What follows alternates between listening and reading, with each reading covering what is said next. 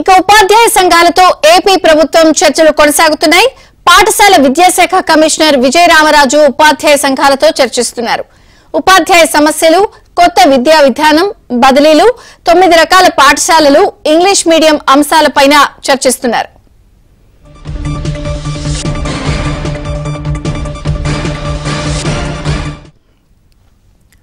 ఉపాధ్యాయ సంఘాలతో ఏపీ ప్రభుత్వం చర్చలు కొనసాగుతున్నాయి. పూర్తి వివరాలు సత్య అందిస్తారు. సత్య, ఉదయం 11 గంటల నుంచి సుమారు 4 గంటలుగా చర్చలు అయితే కొనసాగుతూనే ఉన్నాయి. పాఠశాల విద్యాశాఖ కమిషనర్ విజయరామరాజు ఇంకా చర్చలు కొనసాగిస్తూనే ఉన్నారు. ముఖ్యంగా జీవో నెంబర్ 117 నూతన విద్యా విధానం, సాల్ట్ గత ప్రభుత్వ హయాంలో ప్రపంచ బ్యాంకు దగ్గర లోన్ తీసుకుని అమలు చేస్తున్నటువంటి సాల్ట్ పథకం కొనసాగింపు తదితర అంశాలపై ఉపాధ్యాయ సంఘాలు తీవ్రంగా వ్యతిరేకిస్తున్నాయి.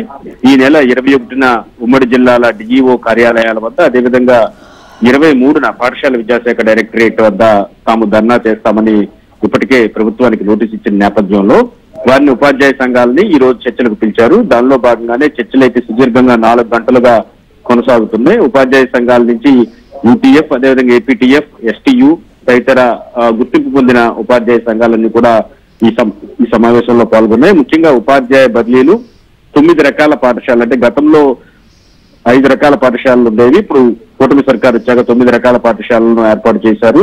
వీటిని తాము అంగీకరించేది లేదని ఉపాధ్యాయ సంఘాలు చెబుతున్నాయి. అదేవిధంగా ఇంగ్లీష్ మీడియం అమలు తదితర అంశాలపైన కూడా విస్తృతంగా చర్చ నడుస్తుంది. సుమారు 4 గంటల పైగా ఈ చర్చలు అయితే కొనసాగుతూనే ఉన్నాయి. మరి కాసేపట్లో ఉపాధ్యాయ సంఘ నేతలు కూడా వచ్చి మాట్లాడి చర్చల సారాంశాన్ని కూడా వివరించే అవకాశం ఉంది. అయితే ప్రభుత్వం కూడా సానుకూలంగానే ఉంది. ఉపాధ్యాయ సంఘాలకు ఇప్పటికే యాప్ల బరువు బాధ్యతలను తగ్గించింది.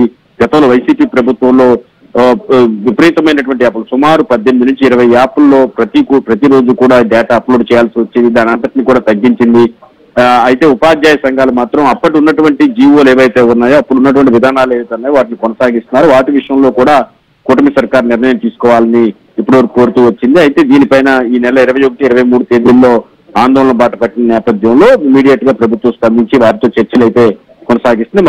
మరి కాసేపట్లో చర్చలకు సంబంధించిన సారాంశాలు ఉపాధ్యాయ సంఘాలే ఐక్య ఉపాధ్యాయ కార్యాచరణ పేరుతో వెల్లడి చేయబోతున్న అన్ని ఉపాధ్యాయ సంఘాలు కూడా ఒకే వేదిక కిందకు వచ్చి ఈ నెల 21, 23 తేదీల్లో ఆందోళన చేపట్టాలని నిర్ణయించిన నేపథ్యంలో అందరితో కలిపి ఈ రోజు చర్చలు అయితే ప్రస్తుతం కొనసాగుతూ ఉన్న పరిస్థితి అయితే ఉంది. Thank you Satya.